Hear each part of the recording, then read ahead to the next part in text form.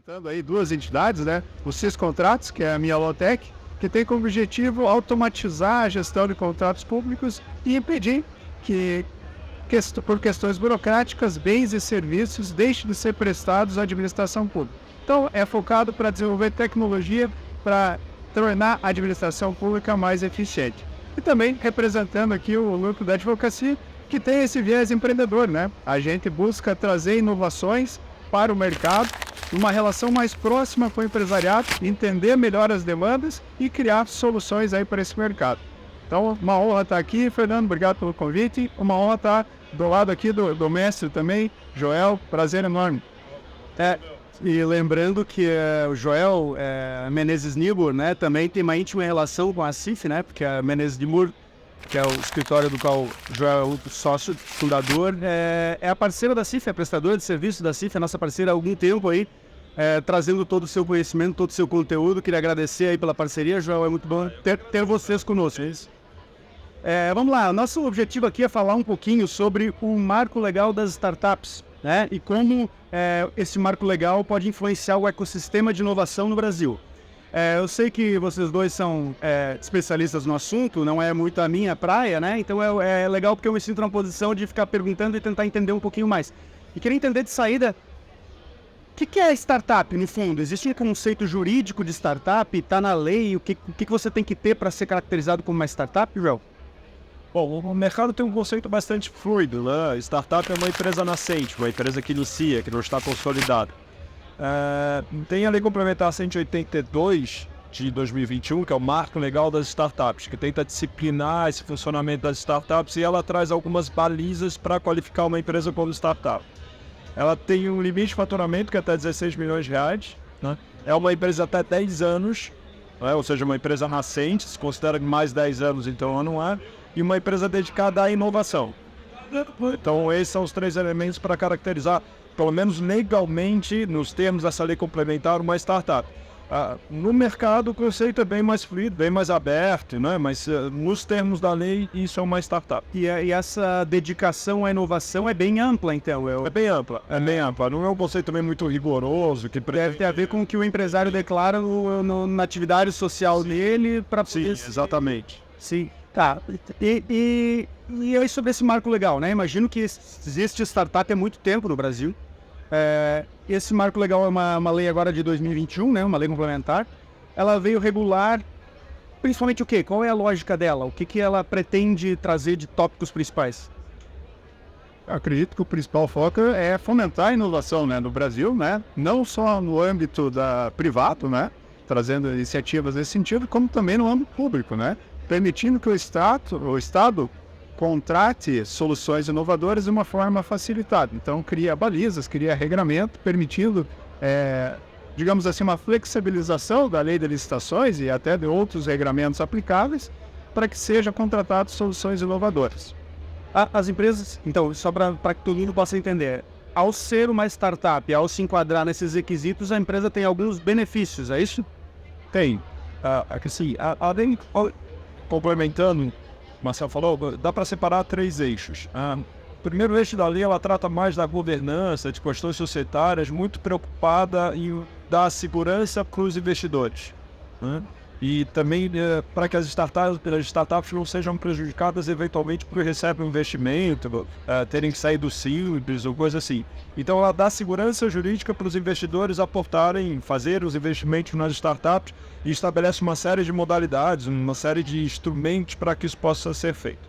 A lei também traz uma figura que é o sandbox regulatório, que é o seguinte: às vezes você está desenvolvendo alguma solução inovadora e essa solução inovadora barra em alguma norma regulatória de alguma agência reguladora, ou uma norma legal, que, por exemplo, exija que para que uma solução seja posta no mercado ela tem que ser antes certificada, ou que tem um período de teste de tanto tempo, etc, etc, etc. No sandbox regulatório você pode flexibilizar essas exigências, essas formalidades para a inovação. Então isso também é possível, é permitido, isso é tratado e sistematizado aqui nesse marco legal das startups. E depois o último aspecto, o último eixo é a contratação pública. Então tem todo um conjunto de medidas para facilitar a contratação das startups pela administração pública. Esses são os 3 eixos. Só puxar um pouquinho, acho que é legal a gente tratar mais desse último, que acho que é o mais interessante, mas só para puxar o primeiro. Proteção para quem investe, é isso? A ideia é que o investidor não tenha medo de colocar o dinheiro dele nesse tipo de empresa para não ter responsabilidade, é isso? Se tem empresas, se tu vai fazer um investimento, então tu entra no capital social da empresa, tu passa a ser sócio da empresa. Então daqui a pouco é uma empresa nascente, é uma empresa que não é estruturada, né? Ela está desenvolvendo uma inovação, pode ser que não dê certo. Se essa empresa malogra, se não der certo, esse investidor, se não tiver protegido, ele pode ser responsabilizado. Questões trabalhistas, tributárias, enfim, débitos de toda sorte. Então aqui se cria um sistema que já não é novo, mas afim se consolida, se sedimenta isso, em que você pode fazer os aportes sem se responsabilizar por isso. Fora outras coisas. Deixando claro os instrumentos jurídicos para isso, mas... Sim, exatamente, as modalidades. O Brasil é um país de incerteza, né? Sim. Se a lei não é muito clara sobre pode ou não pode, é o seu trabalho. Sim, daí então alguém pode questionar, A instabilidade a área do investidor, tudo é possível, né? Então a ideia é essa. Então ela consolida certas práticas e dá uma segurança jurídica para isso. Legal. Inclusive pessoa jurídica, investidor? Sim. Todo tipo de investimento. Todo tipo de investidor. A gente sabe que tem a figura do investidor anjo. O que é um investidor anjo? Você consegue esclarecer para quem está ouvindo? É uma figura de pessoa física que investe em startup? Não, é esse investidor que faz esse investimento na startup de maneira geral sem entrar na empresa, né? Sem ser necessariamente entrar na empresa, né? É um sócio que não é sócio. Ele consegue aportar recursos, né, dentro da empresa e está isento de todas essas responsabilidades que, a princípio, a legislação impõe, né, como o Dr. Joel já comentou. Então, ele vai ter condições de colocar recursos, alocar, mas ele fica, digamos assim, à parte, né? Não é um sócio direto e não tem todas as obrigações e responsabilidades inerentes a um sócio comum dentro de qualquer tipo de sociedade regulamentada aí pelo Código Civil. Tá legal. Entendeu um pouquinho essa relação com o poder público, né? As contratações públicas. Já existia legislação antes desse marco tratando desse assunto, né? O que eu sei, inclusive, leis permitindo dispensa de licitação, para determinados tipos de serviço. Como é que funciona isso, Joel? Tem uma lei bem adequada, que é de 2004. Tanto é uma lei que não é nova, tem há bastante tempo, que é a Lei 10.973, e que, infelizmente, é muito pouco usada pela administração. Por falta de conhecimento da própria administração, a administração não dispõe de gente qualificada nesse segmento e que entenda com profundidade essa legislação. Falta conhecimento, não é uma coisa muito usada. Tem a legislação, tem uma série de ferramentas, uma série de possibilidades, só que a gente não vê essas coisas acontecendo. E essa lei, ela permite que a administração contrate sem licitação, ou que faça contrato de inovação, que tem um risco tecnológico com dispensa de licitação, sem limite de valor, sem qualquer também limite parando sobre a empresa que vai ser contratada, que fatura X, Y, C, ou tempo de... É uma lei bastante flexível. Tá? E como envolve risco tecnológico, o grande ponto é que, normalmente num contrato firmado com a administração, o contratado tem que entregar o objeto contratado. Né? É um contrato que a gente fala que é de fim, ele tem que entregar a finalidade do contrato. Né? O contrato, alguém fazer uma obra de uma escola, ele tem que entregar a escola. Nesse contrato, como envolve risco tecnológico, ele é um contrato de meio. Você contrata o sujeito para desenvolver, mas pode ser que ele não consiga, porque existe um risco, pode ser que ele não consiga superar esse risco. E isso não é problema. Né? A administração, quando firma esse contrato, ela precisa dizer de largado o que ela pretende, qual a finalidade, o que ela quer. Né? E daí ela seleciona a empresa, e a empresa então vai desenvolver essa inovação, e pode ser que ela não consiga atingir, que ela não supere o risco. E não há mal nenhum nisso. Tá? Se objetiva, né, a inovação, mas fiscaliza da inovação, você fiscaliza o meio. Né? Então tem todo um plano para o desenvolvimento dessa inovação, fases, etapas. Você pode fazer testes por etapas. Se numa determinada etapa você vê que a coisa não progride ou que entra numa barreira, você pode pular fora, que a gente fala uma cláusula resolutiva. Você pode fazer o contrato, você paga o que foi até aquele momento, depois você não paga mais.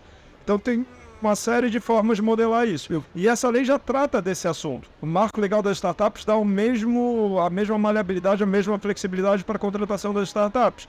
Só que tem uma particularidade. Nessa lei das 1983, a contratação é por dispensa de licitação. E lá no marco legal das startups, que se fez muito barulho em relação a ela, tem que fazer licitação. E é uma licitação cujo valor do contrato é limitado. É limitado a R$ 1.600.000. E na Lei 10.973 não tem limite de valor. Acho que tem uma Então, questão- enfim, tem as duas possibilidades, tem os dois caminhos. Tá? E também é uma questão de limitação de prazo, né, Joel? Né, com relação à realização, né? Outras limitações, né? Então, se eu estou entendendo bem, o poder público poderia estar usando as regras dessa lei antiga, Não usa. mas ela ficou meio no limbo, em desuso, e agora veio o marco legal Fernando, eu vou dizer também, pela minha experiência pessoal, não tenho um dado objetivo, mas a impressão que eu tenho, a lei é de 2021. Até agora vi muito pouca coisa. Mas muito pouca coisa. Veio a lei, se falou, se fez algum alarde, mas licitação sendo feita, contrato sendo feito com base nesse marco legal das startups, olha, praticamente zero. Eu estou pensando aqui em voz alta que as associações, as entidades representativas poderiam ter uma função interessante aí, né?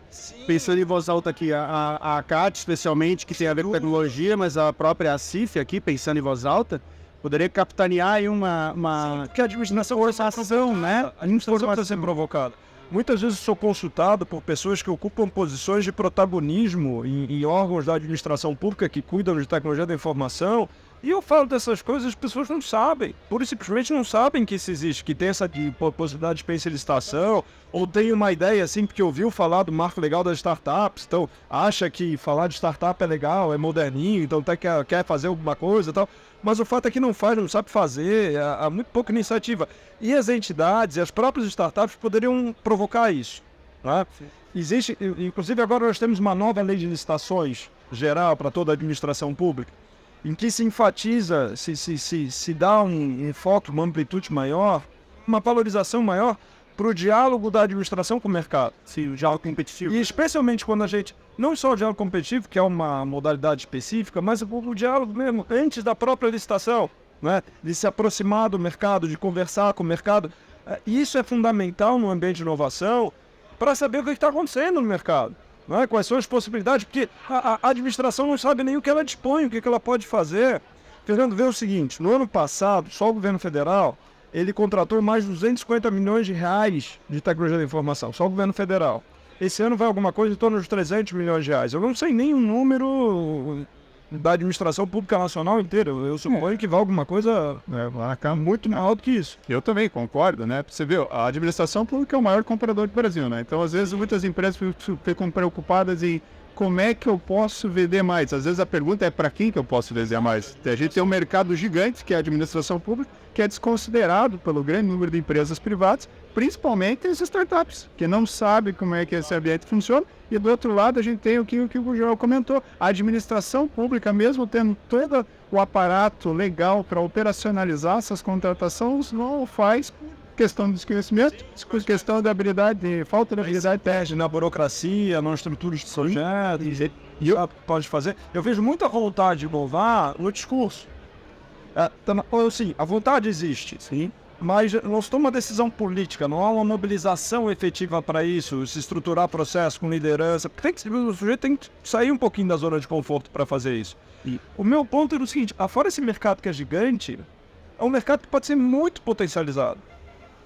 Se a administração pública federal, por exemplo, nesse ano contratar 300 milhões, olha, eu posso dizer, a administração pública federal poderia contratar o dobro disso, se ela fosse provocada.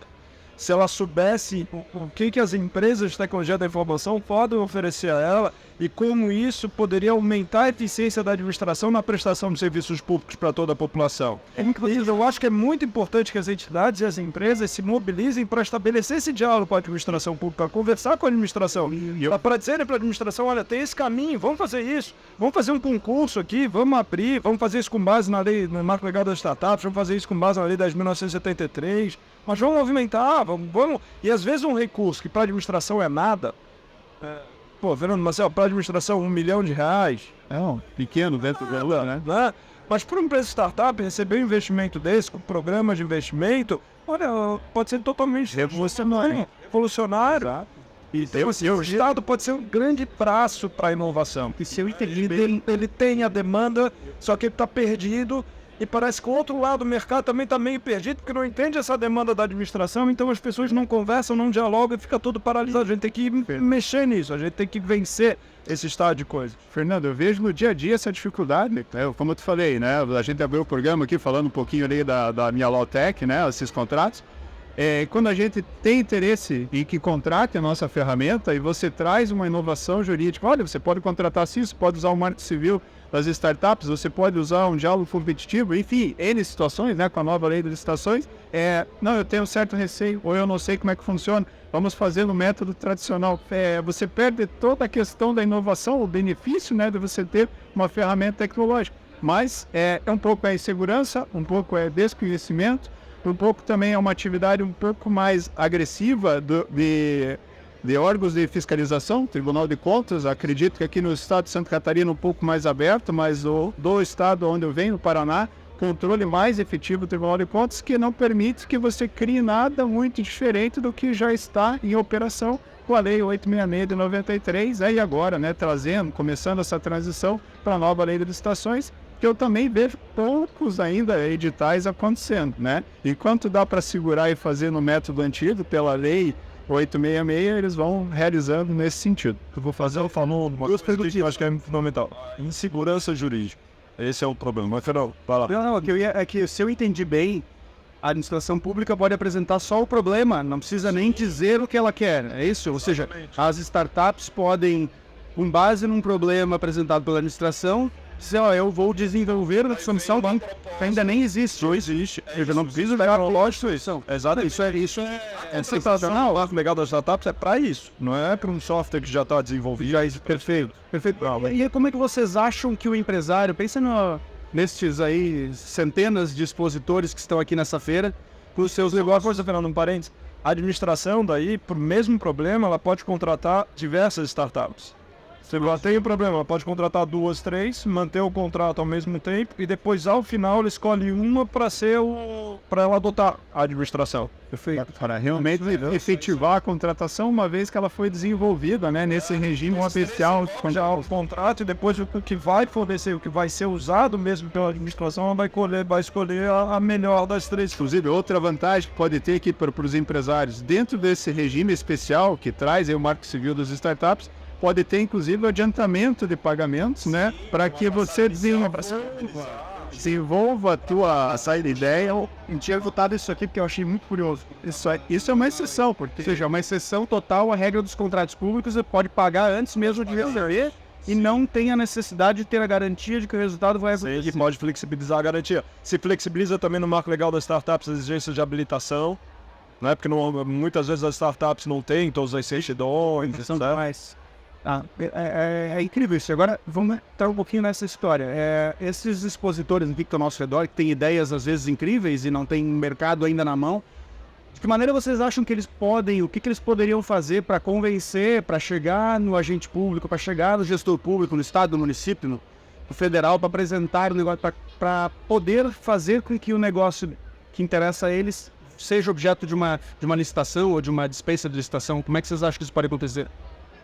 Eu acredito que você já deu até a solução, Fernando. Você comentou aqui se as instituições, a CIF, a CAT, promovendo esse meio de campo entre as empresas, as startups que tenham inovações, para que ela chegue no órgão público. Porque às vezes chegar para uma startup que não está totalmente estabelecida, ainda não tem uma ideia pronta, ainda está em desenvolvimento, você abordar um órgão público que é extremamente formal, uma grande instituição, e você vender uma ideia, né, só uma ideia, é muito difícil. Então, com o apoio aí da CIF, a CAT e outras instituições, eu acredito que fique mais fácil encurtar esse caminho, né? E você está promovendo o contato de empresas que estão inovando com o poder público. Eu acho assim, Fernando, nessa linha, né? Primeiro ponto, tanto as empresas, elas precisam conhecer daí a importância de um evento como esse e o mérito dessa nossa conversa, né?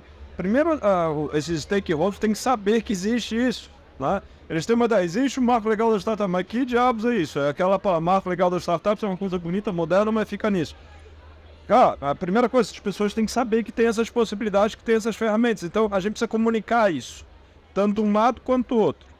E daí as entidades associativas podem ter um papel fundamental nesse processo, que é fazer essa comunicação, que é levar isso para esses stakeholders, tanto privado quanto a administração pública. Procurar mesmo bater a porta, encontros conosco para comunicar o mercado, às vezes criar um centro de apoio com advogados ou contadores, ou coisa assim, para dar um estofo para essas startups para dar um caminho para elas se relacionarem com a administração, para elas saberem como fazem, né, ou como devem fazer, porque elas têm medo de se relacionar com a administração, as próprias empresas privadas. E muitas das vezes se aventuram e se dão mal.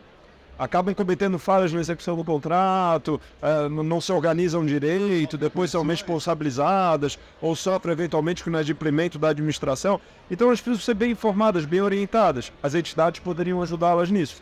E as entidades também poderiam fazer esse diálogo com o poder público e levar as propostas concretas para o poder público. As entidades poderiam fazer as modelagens dessas contratações, desses concursos, provocar o poder público. Eu acho que o poder público seria muito receptivo a isso, se as entidades trouxessem isso. Ou seja, a entidade faz, já deixa a coisa mais ou menos preparada, desenvolve uma modelagem preliminar, apresenta para o poder público, fomenta o poder público e eventualmente é uma parceira do poder público para tirar isso do papel. Os agentes públicos também precisam conhecer. Veja, o Brasil, em muitas áreas e muitos segmentos, falta lei, né? A lei é ruim, a lei traz insegurança jurídica, a lei é muito velha. Aqui a gente tem uma legislação em todos os espaços, né? Então está faltando tirar do papel, né? Ou seja, lei só não resolve, né? Então não adianta você ter uma ótima lei e aplicar mal. Exato. E a principal barreira Então a gente precisa ter essa comunicação, incentivar a administração a fazer, incentivar os privados a procurarem a administração. As entidades podem ser esse canal de comunicação. Uma coisa também legal que poderia ser feito, e isso poderia também ser provocado pelas próprias entidades, sugerir à administração uma regulamentação, não é, que defina normas internas, operacionais, procedimentais a respeito disso que se pretende fazer. Para que os agentes públicos que precisam conduzir essas licitações e contratações, eles também se sintam mais seguros, né? Porque aquilo que o Marcelo conta, depois vem um órgão de controle e vai questionar. Se você tem uma norma clara, operacional, dizendo o que pode ser feito, o que não pode ser feito, complementar a lei, né? Isso também ajuda, porque dá uma proteção para esse sujeito, né? Para esse agente público que tem que tomar a decisão lá na ponta. Mas o papel de comunicação, eu acho que está faltando a comunicação, as pessoas saberem que esse negócio existe e os caminhos que são abertos com essa legislação. Eu acho que tem uma iniciativa bacana que a gente pode citar aqui de Santa Catarina, que é o InovaGov SC, que é justamente um portal onde você pode estar registrando as tuas iniciativas que você tem inovadora, a tua startup, a tua ideia, dentro desse portal, e é focado justamente para tentar resolver problemas que a administração pública como um todo tem. Então, Santa Catarina aí dá um passo bem importante, né, e está colocando isso já, né, fazendo esse meio de campo. Então, eu tive a oportunidade de estar participando de uma palestra justamente aqui, né, no Startup Summit, falando sobre isso, do Inova SC. Então, estamos chegando perto do fim aqui, eu preciso encaminhar um fechamento. Eu só queria dizer uma coisinha que eu não falei. Existe também a possibilidade, com dispensa e licitação, de uma empresa firmar um acordo de parceria com uma instituição científica tecnológica da administração pública, que é um órgão da administração que se dedica à pesquisa e inovação, ou com uma empresa estatal. É possível que procure essas entidades e para criar essa parceria, normalmente, quando dá certo, sim, em modelo ideal, é criar uma nova empresa em sociedade com a administração pública, para vender para a própria administração pública ou vender para o mercado em geral. Também existe essa possibilidade. Desculpa te interromper. Não, é ótimo saber. Se eu entendi bem, eles durante essa conversa, tem um rio de oportunidades em cima da mesa, tanto para as empresas, para as empresas do setor, e está faltando conhecimento tanto do lado de cada empresário quanto do lado de lá do poder público. Esse é o resumo do que a gente conversou. E aí vamos construir, podemos pensar aqui em como construir, como entidade representativa que somos aqui, os caminhos para melhorar essa comunicação, para melhorar, inclusive, a regulamentação, que o acesso ao Poder Legislativo e ao Executivo não é difícil, a gente tem esse acesso, né? Então, assim, é muito interessante, bem legal, foi muito bom ter participado. Quero um tchau de vocês aí, agradecendo muito a presença dos dois e o papo de altíssimo nível aqui. Fiquei bem empolgado com essa ideia de levar esse projeto adiante, inclusive dentro da entidade. Marcel, obrigado pela tua presença. Fala um pouquinho mais do núcleo de advocacia da CIF aí para se despedir. O que o núcleo de advocacia faz, quando é que ele se reúne? Conta um pouquinho pra gente. Perfeito. Bom, agradeço aqui, Fernando, o convite, né? Tá podendo trazer um pouquinho aí desse mercado, né? A área de vendas para o governo público, né? Para a administração pública, trazendo um pouquinho também aí sobre esse ambiente das startups. É uma honra também estar aqui do lado do Dr. Joel. Só fazendo uma parte, quando eu fiz a minha pós-graduação em Direito Administrativo, Um dos livros que eu usei foi o seu, sobre pregão eletrônico, que era um dos únicos que tinha no Brasil, então pude me assessorar muito ali com os teus conhecimentos. Fazer esse registro aqui, é um prazer estar te conhecendo pessoalmente. Bom, falando do núcleo de advocacia, o núcleo de advocacia se reúne a cada 15 dias, fazemos parte da CIF. O objetivo é justamente você ter um contato mais próximo com o empresariado para entender as demandas do mercado e, a partir disso, criar soluções jurídicas sob medida para aquilo que está acontecendo no mercado, e não ao contrário, né? O advogado pensa em soluções e depois tenta botar no mercado. A gente faz o contrário, a gente se aproxima do empresariado, participa dos outros grupos, participa das reuniões, entende as dificuldades que o empresariado está vivendo e, a partir disso, desenvolve soluções jurídicas para estar promovendo o empreendedorismo jurídico, né? Então, a gente está falando aqui do ambiente de empreendedorismo, inovação, é assim que o núcleo de advocacia da CIF inova, né? Traz soluções. Nossa próxima reunião, deixo aqui o convite. Quem está ouvindo aí quiser comparecer. Nossa próxima reunião, deixo o convite aqui para todos os advogados e advogadas. É no dia 30, na próxima quarta-feira, às 19 horas, na CIF. A gente tem reuniões híbridas.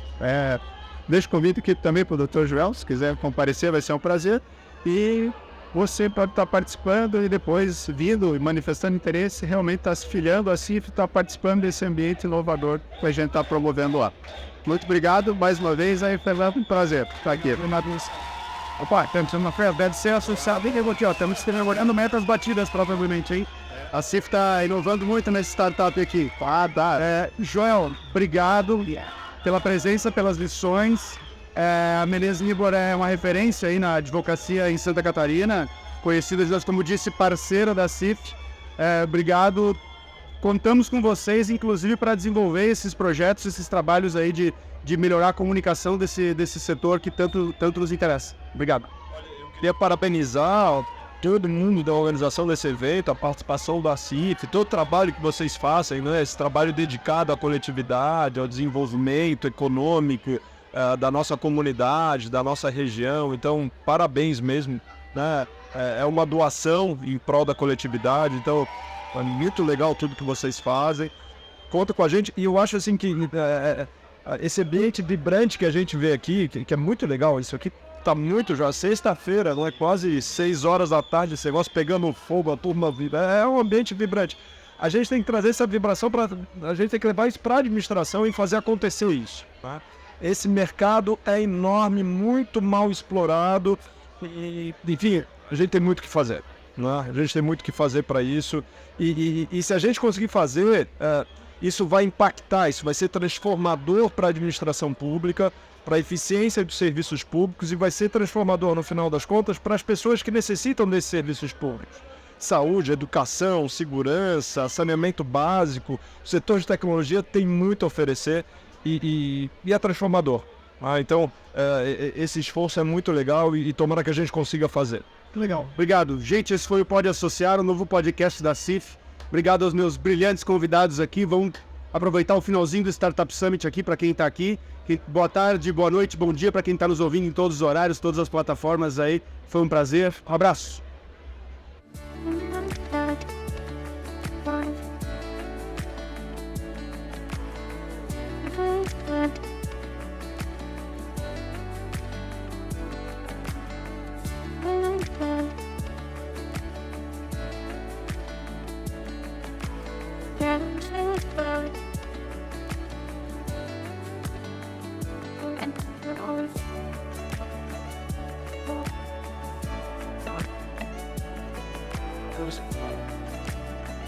Thank you.